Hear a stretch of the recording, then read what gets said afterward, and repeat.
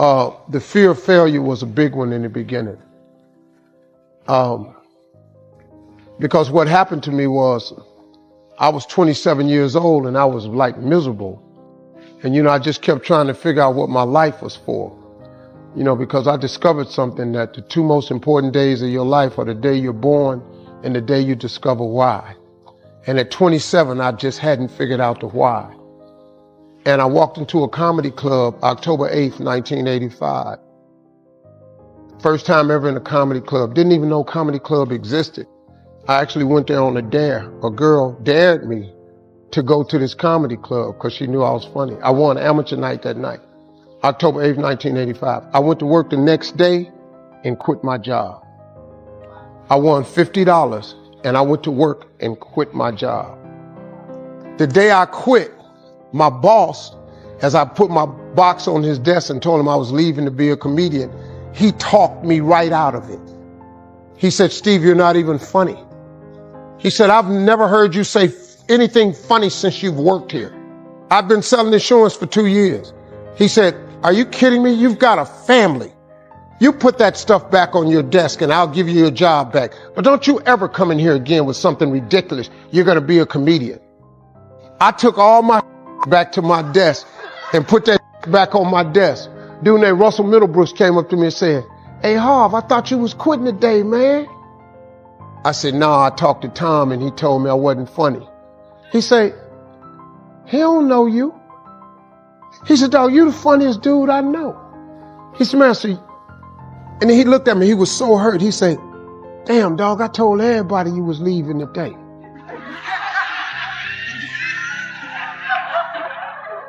He said, "Man, I can't believe you letting them tell you what to do." And he swole me back up because I had been deflated. And I took that box right back in. I said, "Tom, hey man, I'm really funny. I'm going to make it." He said, "I'll tell you what, you leave out this door, don't ever come back in here again." So I tried to shake his hand. I said, "I'm not shaking your hand." He said, "You're making a huge mistake leaving your family out like this." He was right. I became homeless. Look, I made a big mistake. That was right. I became homeless. I lived in a car for 3 years. Probably about 20 years after that, he was at a show. And he said, "I came to the show. I saw this Steve Harvey." He said, "I couldn't believe it was you." He was backstage. He said, "Oh my God, I always knew you were going to make it." I said, "Tom, man, me and that dude, man." But that was overcoming. That was my biggest. And none of my family believed in me. The only family member I had that thought it was a good idea was my father. Because my father was really funny. He just grew up in a time for blacks that was very different. And he just said, "Son, if you think you can make it, get on out there and get discovered." My father was born in 1914. It wasn't good. My grandfather was a slave. My grandfather was born into slavery. My grandfather was a slave till he was 12. So my background of people becoming successful was like, and my dad was the only one who believed in me. Everybody else told me no. Laughed at me, all kind of. Here's a word that I'm gonna drop on y'all. Understand this. Your attitude will compromise the altitude of your career. God didn't bring you on this earth for you to be average, basic, regular, normal. You're like a robot. What is everybody thinking? That's what I'm gonna think. What is everybody wearing? That's what I'm gonna wear. What is everybody driving? That's what I'm gonna drive. What does everybody want to do when they grow up? That's what I'm gonna do when I grow up. You're like a robot. Monkey see, monkey do. You don't innovate, you duplicate. You're a replica.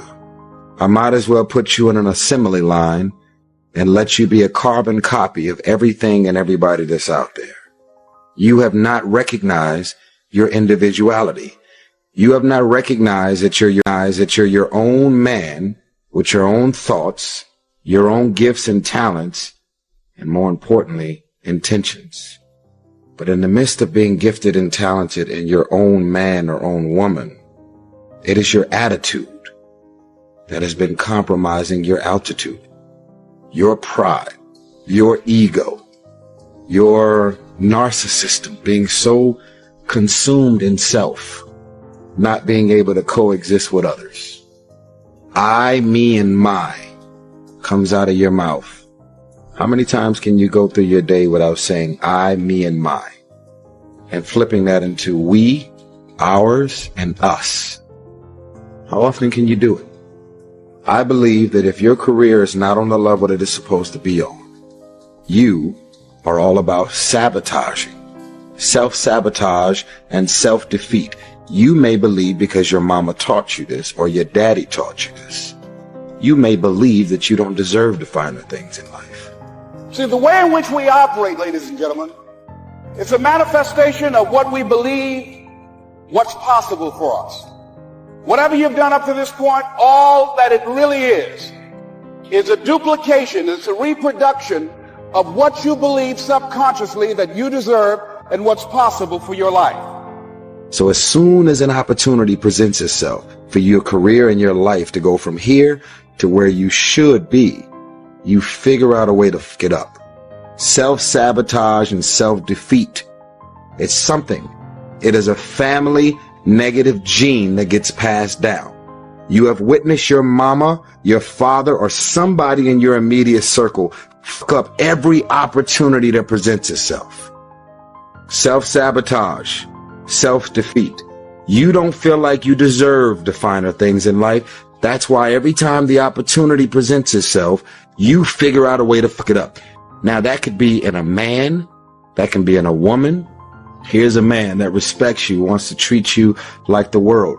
In your mind, he doesn't challenge you. He doesn't beat you. He's not putting you down, being mean, evil, and condescending, so you don't feel like you deserve the finer things in life. So you figure out a way to fuck it up because in your mind, you're bored. You're not challenged. I don't know. I need a thug. Self-sabotage and self-defeat is real. What I'm suggesting that you operate out of a larger vision of yourself. I want you to see yourself doing what you want to do, experiencing what you want to experience, having what you want to have, doing what it is that gives your life some meaning and value. Operate out of your imagination, not your memory. Well, most people, ladies and gentlemen, when something happens to them, what they do is they begin to believe that that's the way it is. That's the way it's always been. And they can't see the possibility of it being any different. Example, before April 1954, the common belief, the universal belief, because it had been tried again and again and again and people had failed, the belief was that man was not physically capable of breaking the 4-minute barrier, that he could not run a mile in less than 4 minutes. It had never been done. But here's what happened, ladies and gentlemen. Roger Bannister came along, and he broke the 4-minute barrier. Since that time, up to this day, over 20,000 people have done it, including high school kids. What changed? 20,000 people, what changed? Here's what happened when they got on the track. They knew it had been done. There was a new belief about this goal that was unreachable. Knowing in their heart that someone had done it, that it's possible, that they could do it. And I'm saying that if you know anybody that had some goal, some dream, something they wanted to do, and they did it, then I'm saying that you know in your heart that if someone has done it, then you can do it. It's possible. If someone can make their dream become a reality, that it's possible that you can make your dream become reality. And so as you begin to look at where you want to go, beginning to embrace that, it's possible. I'm blessed and highly favored. I've got a lot going for me. I got some good stuff in me. I like my life. I like the things that are going on in my life. I'm not going to sabotage it. I love flying. I'm not a duck. I'm not average. I'm an eagle. I am individually me. I fly high above the clouds. That's who I am. And it's possible that I can bring my greatness out here in the universe. I can write my own book. I can have my own business. I can take the trip and travel around the world. It's possible. I can bounce back from adversity and reinvent my life. It's possible. Regardless of where I am, the things can get better for me. Do you want to fly or do you want to remain average? Being attractive and fly and swagged out is not going to get you everywhere in life. It can only get you so far. You have to be a thinking man and a thinking woman. Your attitude will continue to compromise the altitude of your life and your career. I'm thinking about two men who were fairly successful, similar background, educated. They worked for a corporation for many years, and they were among many people that were laid off. One went out looking for a job for several weeks along with the other one, and they faced disappointment and rejection again and again and again. They couldn't find any work, which is the story of many people across this country. One guy stopped. He became discouraged. He stopped going. He stayed home looking at television, became very argumentative and toxic with his wife, drinking beer, getting on the phone, talking to his other negative, unemployed friends, and he just gave up. The other guy kept looking for a job everywhere he could go. Every time he could get an opportunity, kept asking people, checking the newspapers every day, kept going everywhere he could, trying to find a job. He kept going, he kept going. He went to a place and said, look here, I tell you what, if you can't hire me, and I know you can use my talents, abilities, and skills, just let me do some volunteer work. You don't have to give me anything. I just want to work. I want to be busy. Guy said, okay, it's on you now, but don't expect me to give you anything. It's okay. This guy came in and worked. He was the first one there. The last one to leave was the best employee there.